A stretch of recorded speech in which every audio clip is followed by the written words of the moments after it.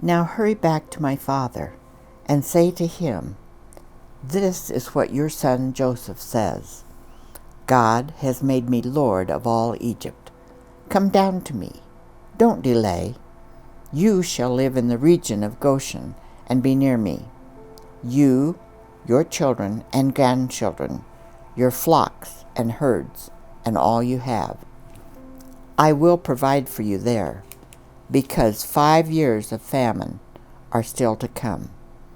Otherwise, you and your household and all who belong to you will become destitute.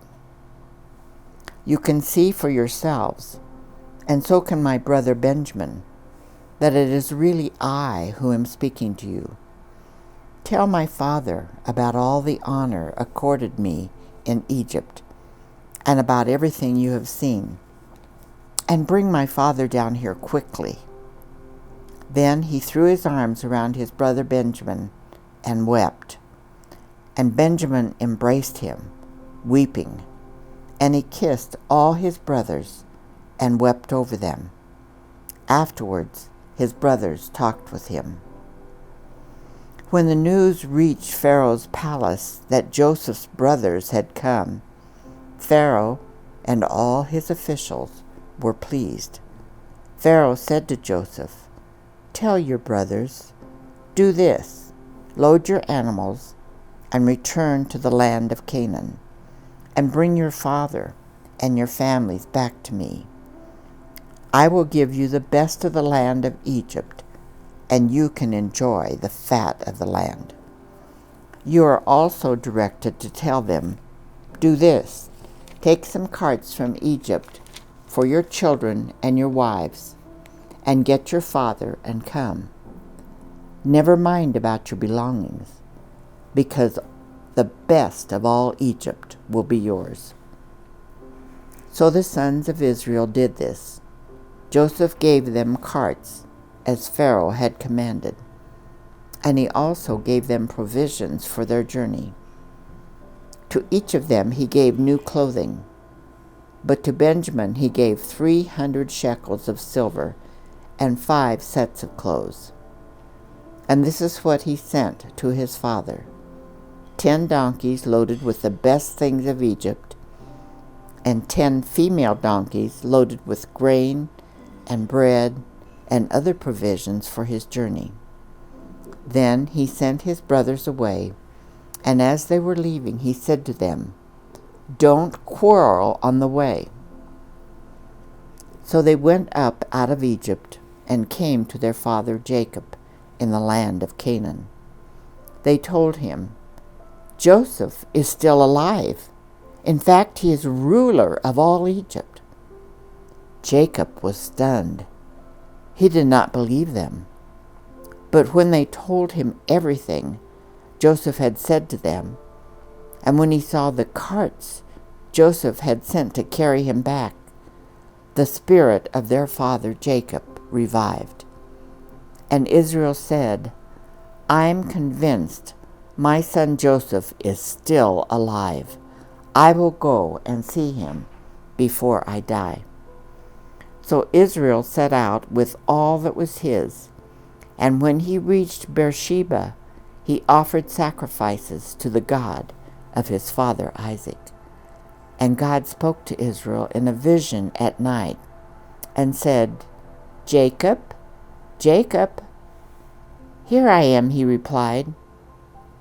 'I am God, the God of your father,' he said. 'Do not be afraid to go down to Egypt, for I will make you into a great nation there.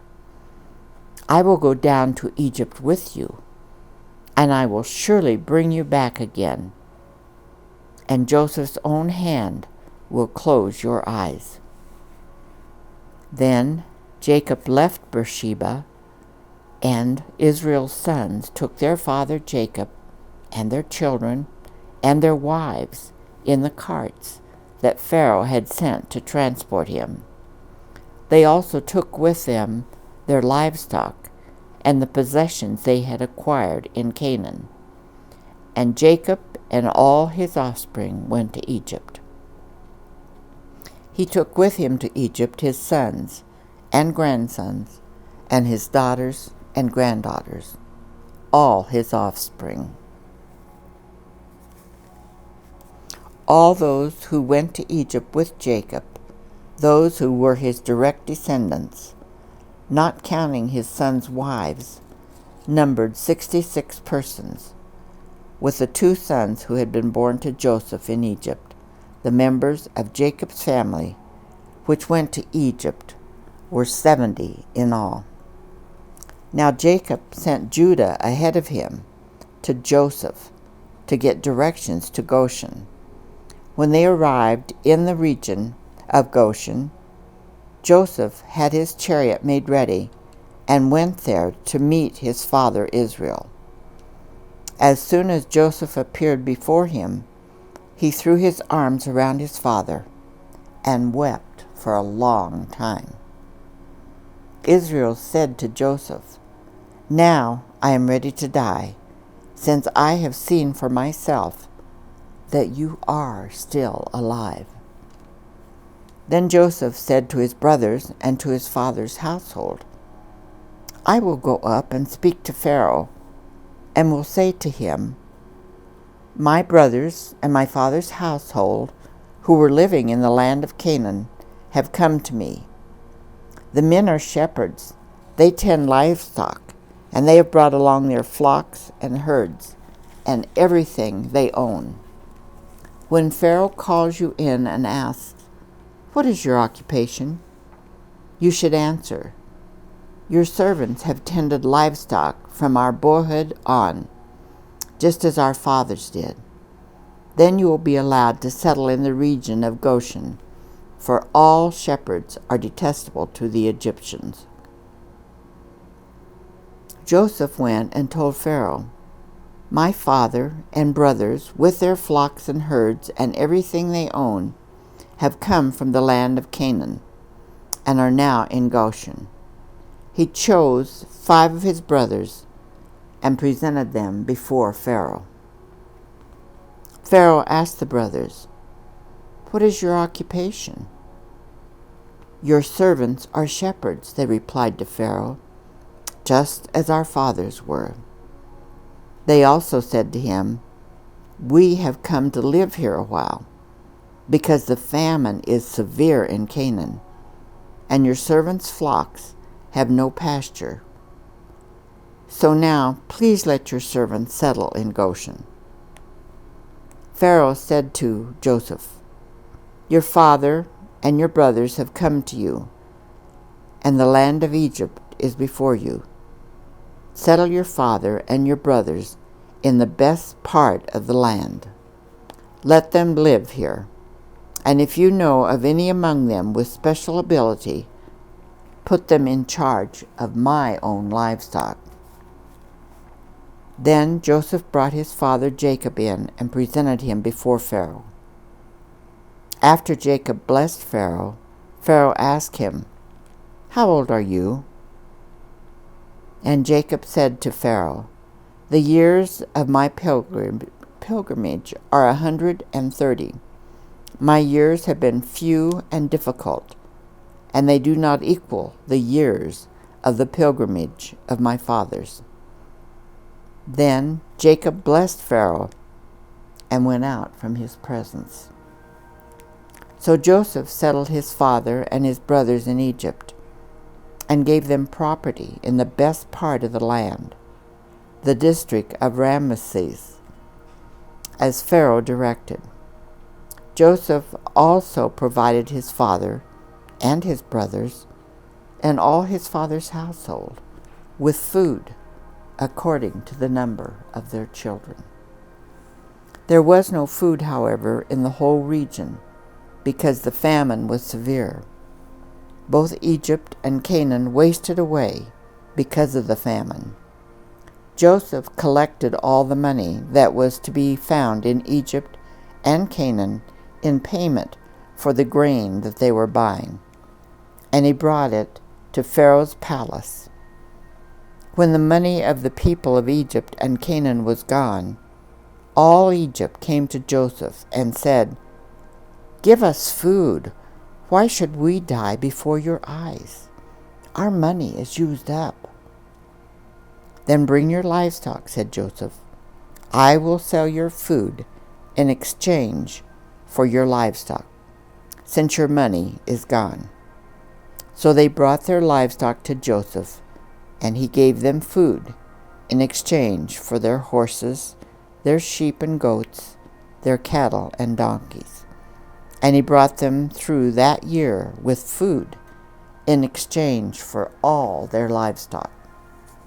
When that year was over, they came to him the following year and said, "We cannot hide from our Lord the fact that since our money is gone and our livestock belongs to you, there is nothing left for our Lord except our bodies and our land. Why should we perish before your eyes, and our land as well? Buy us and our land in exchange for food, and we with our land will be in bondage to Pharaoh. Give us seed so that we may live and not die, and that the land may not become desolate." So Joseph bought all the land in Egypt for Pharaoh. The Egyptians, one and all, sold their fields, because the famine was too severe for them. The land became Pharaoh's, and Joseph reduced the people to servitude, from one end of Egypt to the other. However, he did not buy the land of the priests, because they received a regular allotment from Pharaoh, and had food enough from the allotment Pharaoh gave them. That is why they did not sell their land. Joseph said to the people, "Now that I have bought you and your land today for Pharaoh, here is seed for you so you can plant the ground. But when the crop comes in, give a fifth of it to Pharaoh. The other 4/5 you may keep as seed for the fields and as food for yourselves and your households and your children." "You have saved our lives," they said. "May we find favor in the eyes of our Lord. We will be in bondage to Pharaoh." So Joseph established it as a law concerning land in Egypt, still in force today, that a fifth of the produce belongs to Pharaoh. It was only the land of the priests that did not become Pharaoh's. Now the Israelites settled in Egypt in the region of Goshen. They acquired property there and were fruitful and increased greatly in number. Jacob lived in Egypt 17 years, and the years of his life were 147.